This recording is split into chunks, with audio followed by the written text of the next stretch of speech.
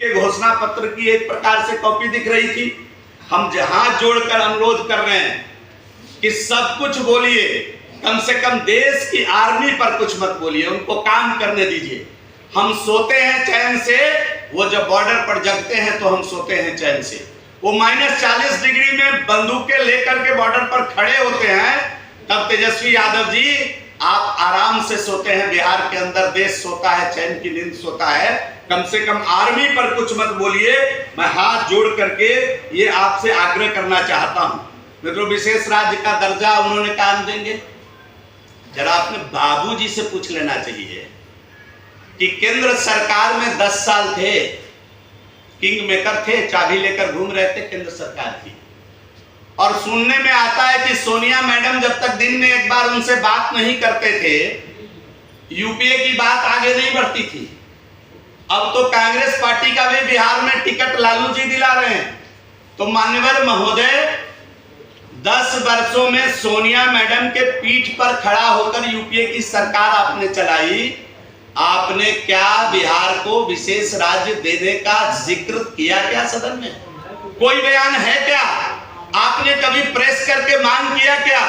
आपने कभी लिख करके मांग किया क्या सोनिया मैडम से कि बिहार को विशेष राज्य का दर्जा दीजिए? बिहार के अंदर 2005 से आज तक बिहार के लोगों का शैक्षणिक सामर्थ्य बढ़ा है। बिहार एजुकेशन का हब था, हब है, हब के रूप में बिहार आगे बढ़ा है। और बिहार के लोग अब अच्छे से समझ रहे हैं कि आप केवल वादों का पुलिंदा लाना जानते हैं, काम करने के वक्त आप भाग जाते हैं। ये बिहार के लोगों में स्पष्ट है। मित्रों, आपको मालूम है कि 5 नया एयरपोर्ट बनाएंगे। 15 साल में पटना का एयरपोर्ट का जीर्णोद्धार नहीं कर पाए उनके पिताजी और माताजी मिलकर के। उदाहरण स्पष्ट है, ये हम कर रहे हैं, ये मोदी सरकार कर रही है। पटना के एयरपोर्ट पर जाकर देखिए, जीर्णोद्धार हो रहा है पटना के एयरपोर्ट का। आज दरभंगा से हवाई जहाज उड़ रहा है देश के सभी क्षेत्रों में। मैं दरभंगा से आता हूं मान्यवर, आप जाकर के देखिए कि बिहार का अग्रगणी एयरपोर्ट दरभंगा बना है। इसको किसने किया है? मोदी सरकार ने किया है, तेजस्वी यादव जी। और आप जो झूठ का पुलिंदा बांध रहे हैं, आपके माता पिता से पटना एयरपोर्ट का जीर्णोद्धार 15 वर्षों में नहीं हो पाया। और आप सब जवाब दिखाने निकले हैं कि हम 5 एयरपोर्ट बिहार में बनाएंगे।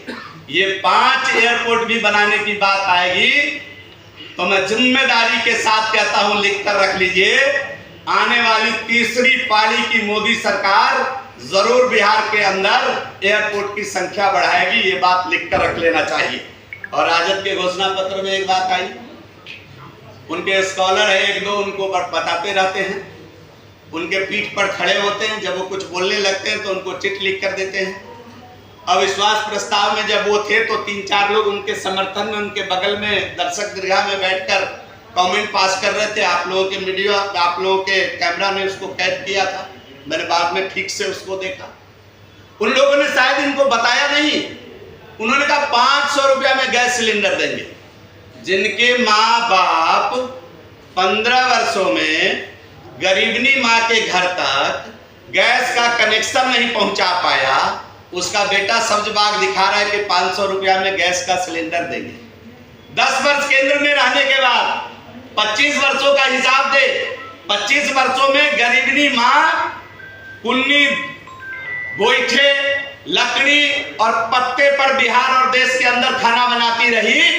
जब एक गरीबनी का बेटा इस देश का प्रधानमंत्री बना, जिसका नाम नरेंद्र भाई मोदी है, उसने अंतिम गरीब माता का चिंता किया और उसके घर में गैस का सिलेंडर कैसे पहुंचे इसकी चिंता करते हुए उनके घर तक मुफ्त का गैस सिलेंडर दिया।